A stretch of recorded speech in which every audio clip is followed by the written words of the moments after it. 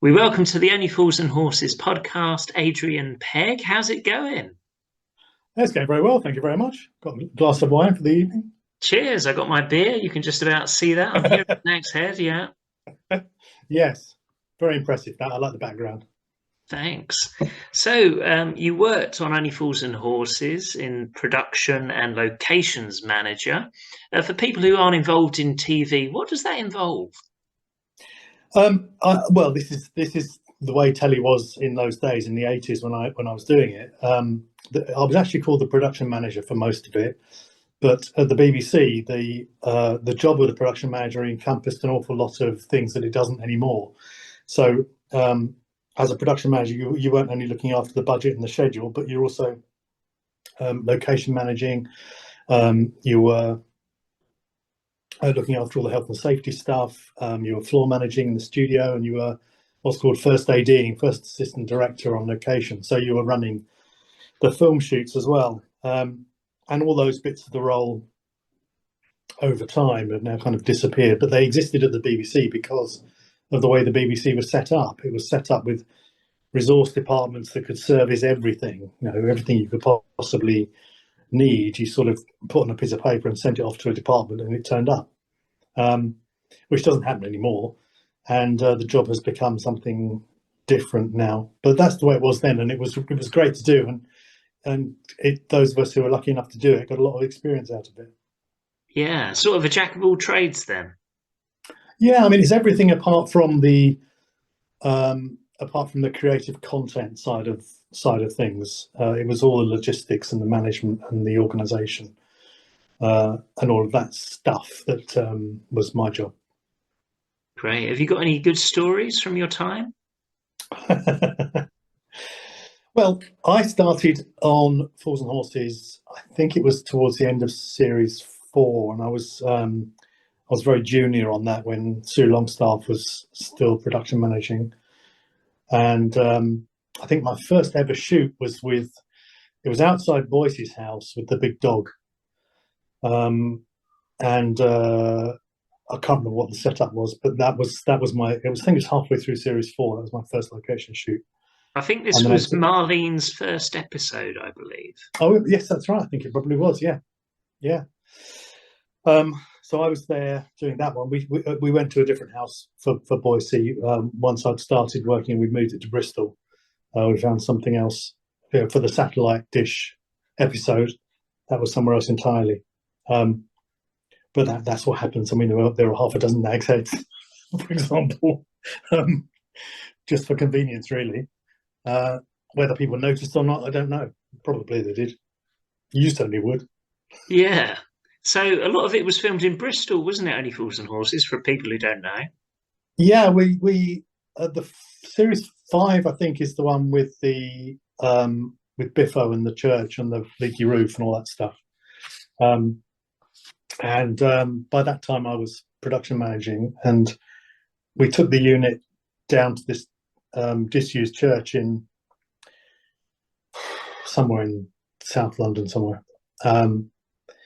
And we shot that down there, and we had a Winnie Baker caravan thing for David, and it was broken into and had something stolen from it. And we realised at that point the show was getting so popular Wow. that filming in London was becoming more and more awkward. There were lots and lots of people around, and everyone was interested, and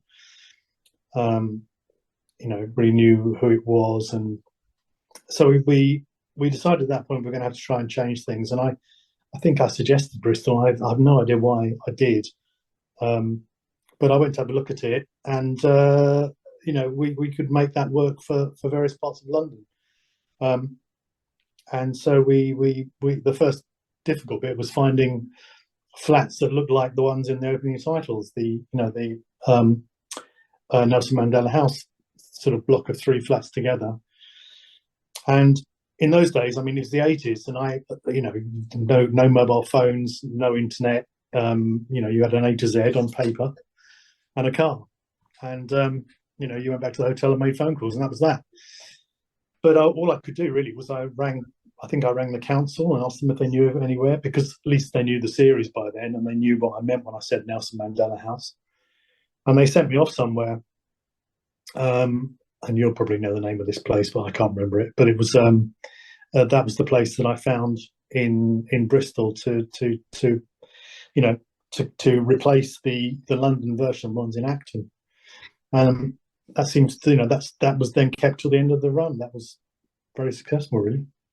Yeah, I don't know the name of it, but it's very close to Bristol City's football stadium, isn't it? Is it White Mead House, something like that? Yeah, yeah, something like that. Yeah, that rings a bell. Um, And I love that episode you mentioned. I think it was the Miracle of Peckham.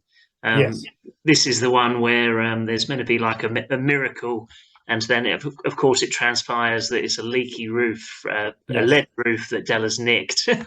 It's brilliant. yes. Yeah. And one of the stories from that episode was that the bell tower where they go up and find the actual water coming in was not that church. It was somewhere completely different. Wow. And I'd set that up weeks ahead of filming. I happened to find this sort of spire that was being renovated, and set it up, and we turned up there, and they'd sort of almost finished the work, and it was my fault really for not checking that they would leave it in the same condition. But it was almost disastrous because it was almost not usable as that location. But the special effects guys had to go out on the roof and feed in the water and have that water dripping through. But that was, that's just the way it goes, really. Yeah, it's amazing how it works, really, because you'd never know that watching it that it was a different location, really.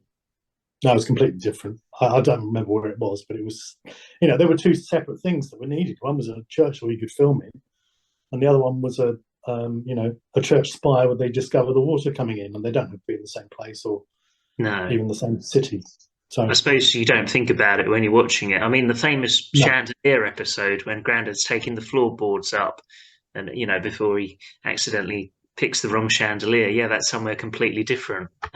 Yeah, well that actually, I remember that when they were looking for that, because I think I was probably around at the BBC. It's very early days when I just joined, and I remember they were looking for that, and they did it in the.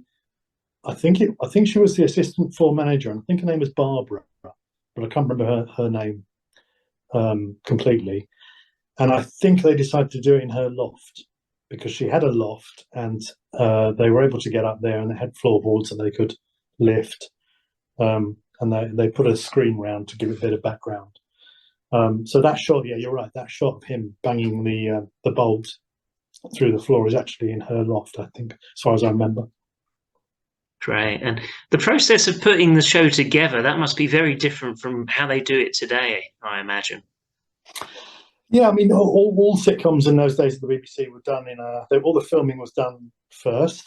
So you'd set up a 3-week shoot somewhere, and all the film locations from all the episodes, those that have been written anyway, were put into the filming schedule. And the locations were all set up and everything was organised, hotels and transport and, who was needed on which day and all that kind of stuff was all organised. And then you go away for 3 weeks. Well, if it's London, you wouldn't go away. You just do it on a daily basis. But when we did it in Bristol, we went down, stayed, I think, in the Holiday Inn or something in Bristol. And we did all the location stuff for the whole series, including on that particular series, the dolls blowing up down at the docks, and the outside the nightclub with Tony Angelino. Great episodes. Outside, the bits outside the Dirty Barry's shop, Yeah. down the alleyway. The interior's all done in the studio later, but that was all done in that first 3 weeks. And that went off to the film editor, who was a guy, I think, called John Jarvis down in Shepherd's Bush, because that was all shot on film in those days. It was all on 16mm film. And that would get processed and then physically cut with a razor blade and stuck together, and then sent off for a print. And that print then was rolled into the studio when we came to do the studios on a weekly basis, weekly turnaround. So you came back from filming 3 weeks. There was a bit of a hiatus where you sorted out rehearsals, and then you started on a weekly turnaround of rehearsals. And I think we normally did the studios on a Sunday because it was easier to get an audience. and then you'd have Monday off, and then go back to rehearsal room on the Tuesday. From my point of view, I'd be organising all the props and everything else that we needed, and then we'd have what's called a tech run, where the camera crew turned up and the sound crew and everybody else who was involved had a look at it, looked at camera positions, and discussed everything with the director. And then the set went in the studio, and you did it, and then you went on to the next one. But on the night of the studio, the stuff you'd filmed had already been edited. You didn't have any laughs on it because it hadn't been seen by anybody. And then at the appropriate points in the story, those were rolled in so the studio audience could see that, and then the laughs were recorded at that point. Great. And you mentioned Danger UXD. Where did you find the dolls from then? Did you find the dolls? I didn't know. Again, this is the way things have changed nowadays. The prop buyer, we had a prop buyer, and there were various throughout the series. Their names are on the credits. I don't remember who that one was, but I mean, all I had to do as an assistant floor manager, because the assistant floor manager is the one who breaks down the props. So whoever was doing that would have read the script and written on a props request, 3 blow-up dolls, and sent it off in a brown envelope to the props department, and then they turned up in the studio. So it was that straightforward, really. Magic. Yeah, that's probably one of the best episodes. People really still enjoy that one today. Yeah, my assistant on that one was Kerry Waddell, who's a lovely lady. I don't think she's in the business anymore. But she was the one who was crouching behind the bar, and on cue she had to pop the dolls up like that for the dolls to make their appearance, and that got a huge belting laugh. It still does. I mean, you've seen it 100 times, but every time you watch it, it always makes you laugh. It's the reactions, isn't it, of Del Boy and Rodney? Yeah, and it's John Sullivan's genius of being able to surprise the audience like that, because he was always so clever at doing things like that. And you mentioned Stage Fright. That was a very good episode. What are your memories of that one? Which was that, Tony Angelino, that one? Yeah, Tony Angelino. Yes. What do I remember about that one? Most of that studio, we did the little bit in the club. The voice you hear announcing Tony Angelino, do you know who that is? You? No, it's Tony Dow, the director. Oh, really? Oh, yeah. No, I didn't know that. That's a good trivia. Yeah. He recorded that off screen, and that gets played in. The band were the same people that we had in Raquel's nightclub scene. A guy called Kennedy Aitchison was the MD on the keyboards. I'm pretty sure that we had the same band in for both scenes, actually. It was the same show, wasn't it? Yes, it was the same show. Was it the same show? Yes. Yeah, that was later on, wasn't it? That's right. Yeah, they see Tony Angelino early on, don't they? And then they book him. And that's right. That's when he performs. Right. And then we find out about Quine. Yeah. Brilliant. And so, the slightly interesting thing about that one was that the nightclub scene itself with Tony Angelino, the big event one, was a nightclub in Ealing, and the little one, the sort of working men's club version, was one in Bristol. I don't remember why it was scheduled like that, but that's the way it ended up. I think we needed a bigger place than we could find in Bristol, possibly. But there were a couple of scenes that we had to come back to London for. One of them was do you know the big car chase with the American car and the yobs and all that stuff? In Dates? Yeah, that one. Yeah. So one of the locations that I couldn't find anywhere in Bristol was a humpback bridge to make the Trotters van fly over the top of it and take off. I just couldn't find anything in Bristol at all. And eventually I found something in Ealing. I think it was around the corner from that nightclub. And that's why we came back to London for that one shot. So the whole chase sequence takes place in Bristol, apart from that shot where he flies over the humpback bridge. Brilliant. And again, you'd never know. That's the magic of TV. How it's all put together. Amazing. No, and you wouldn't be able to do it the way we did it in those days either, because I mean, it was fortunately nobody ever got hurt, but health and safety was very lax in those days. And I think all we had was a few bales of hay down the side of the road. We didn't even close the road. Brilliant. Bales of hay down the side of the road, told the pedestrians to keep back, and the car went flying over the bridge, took off with a stuntman driving it, and crashed on the other side. But that had to be reinforced underneath that car. We had several versions of the Trotters van. That one had to go away and be reinforced so it would survive the jump. Wow. So how many vans do you reckon there was in total? There was many, wasn't there? I read somewhere about 20, or there's Honestly, different numbers. I don't know, because it's not. Again, that was something that the props department just turned up with, and there were probably loads. I mean, there were certainly some that were rigged with a switch, so you could click a switch in the car and the smoke bellowed out the back. And others that were tricks, like the one we used for the jump. So yeah, I don't know how many. I've never found out. Must be a lot though. Yeah. And that scene you mentioned, that's a fantastic scene. That's of course Rodney and Neris running away from the yobs. Yeah, fantastic. Brilliant. That was another one. The when they have the crash in the street with the police car. Do you remember that? Yeah, yeah. So they're belting around these streets, and then there's traffic lights change, car stops, police car goes in the back. Do you remember that scene? Yeah, yeah. From the same. So, yeah, from the same episode. That was set up with a lay-by on one side of the road, and then roadworks were created to give us the junction. On the day we turned up to shoot that, somebody had parked in that lay-by. And that's not the sort of thing you want to find when you turn up for a shoot in the morning, and you've got to have a clear space. And again, I don't think you get away with it these days, but we put somebody's car on skates and wheeled it down the road so we could do the filming, because we had no idea whose it was. And then put it back afterwards. I don't suppose they ever found out. Great. Yeah, it sounds like you could get away with a lot back then, which was good. Yeah. Yeah. Yeah. So was you always a fan of the show when you got involved, or did you become a fan later? No. I loved the show. I thought the show was terrific. And I was just really lucky to get in with Ray Butt's office. Ray Butt was the producer.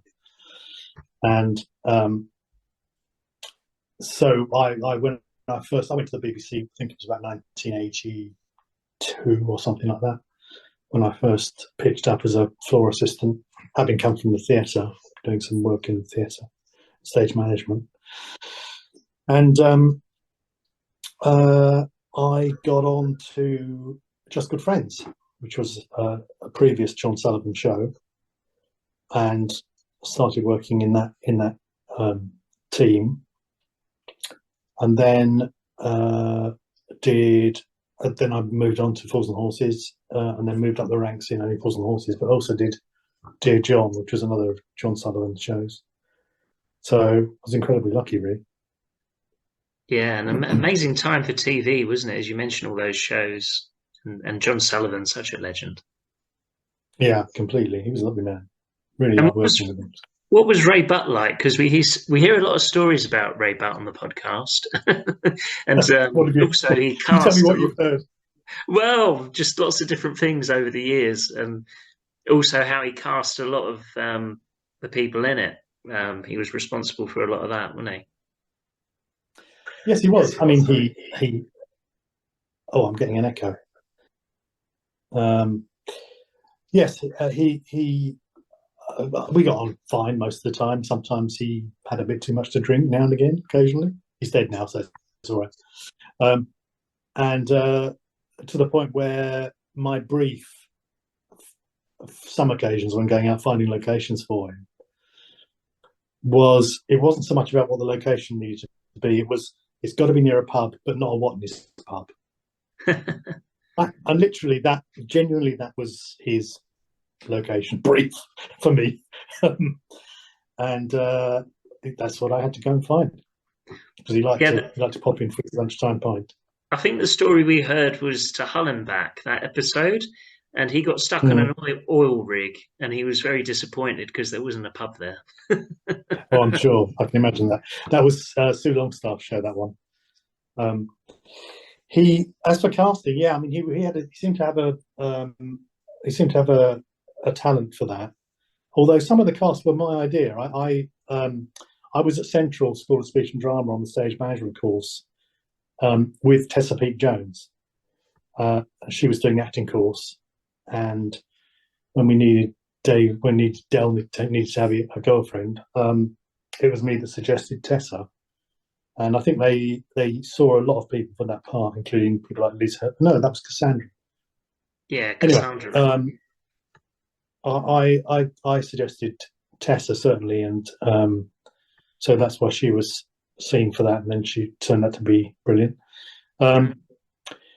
And the other one that came from me was Roger Blake. Roger Blake plays I can't remember his name, the big bloke in the Tony Angelino episode, the villain, the big villain. Yeah, the gangster guy. Yeah, I can't think of his name either. Yeah, and his mum is laughing her head off. That's it. Roger Blake. Well, he was my idea as well. He was in the same year as Tessa in the same course at Central. I was doing the stage management course, and they were doing the acting course. But it's quite nice to have to be able to have a hand in some of that stuff. Yeah, and you're going to be doing the convention, aren't you? I believe that's in October, if I'm correct. Are you looking forward to that? No, it's in March. Oh, March. Oh, it's earlier this year. I think last year it was in Milton Keynes. Yeah. Well, Perry's been on at me for ages to, Perry Agajanov, who runs the Appreciation Society. Yeah. He's asked me several times if I would do it, and then I found out this year. Firstly, I've retired. I've stopped working, so I've got time on my hands and I can do it. And secondly, I found out that Tony Dow's going to be there, and who else? A number of other people that I'll know are going to be there. So I thought I'd say yes. Yeah, don't blame you. It sounds great. No. You might have to tell a few stories, I imagine. I think so, but I think it'll just be like this. Apparently, I'll get interviewed on stage a couple of times, but hopefully it'll just be as relaxed as this is. Just chatting with the audience, listening in, really. I think last year Tony Dow was saying about the Batman and Robin episode and how that was filmed. And like you said earlier, like at that stage, they had to really keep it under wraps, like what they were doing. And did you find that? Were the press about, or did you? Yeah. Yeah, and every time Christmas specials are the worst ones because the press were really, really keen to get some information, and obviously the BBC was very keen for them not to spoil anything. And where it really came for me to the fore was when we did the coach blowing up for Jolly Boys outing, and we were in this coach park on Margate Seafront, and it was the big sort of moment of the show, really. And I can remember that there were some seaside flats on the other side of the road overlooking the sea, quite high buildings, and then there was the coach park.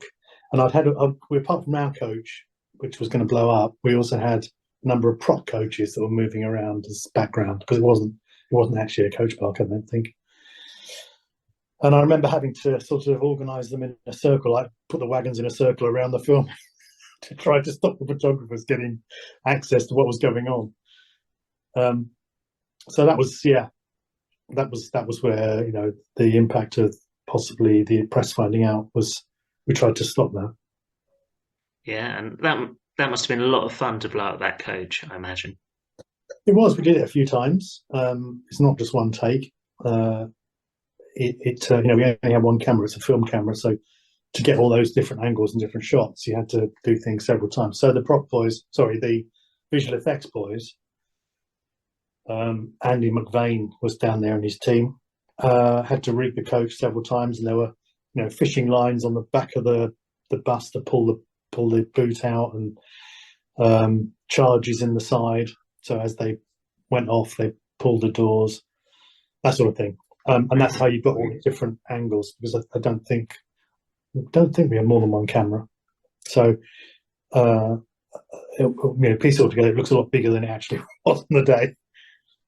And then, of course, we had to do the reverse. So we had to see it with Rodney in the phone box, which was our phone box, by the way. It wasn't there. But you need to see the reflection of the explosion as well. So we had to do that one. Yeah, it's great, all the different elements that go into it. I mean, people don't realise, do they, really? No, it's a lot easier nowadays with digital as well.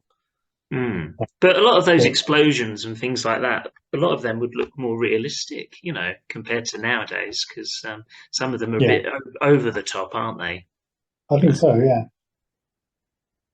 And that episode, the Jolly Boys outing, that's one of the best episodes of Only Fools and Horses. Was that a hard episode to do in terms of what you had to do because it was on location, or was it like any other? It was good fun. I mean, we had to take a bunch of extras down with us because they were, supposed to be the other people in the Nag's Head.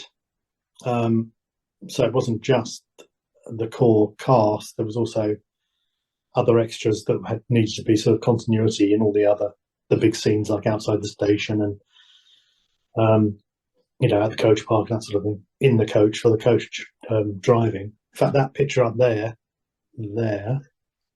is the picture outside the pub. Oh, great.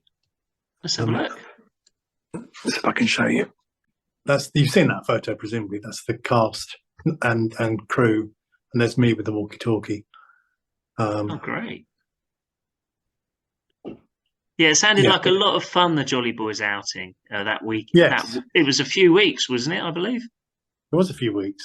And then I've got this one as well, which actually has been signed, although the signatures are fairly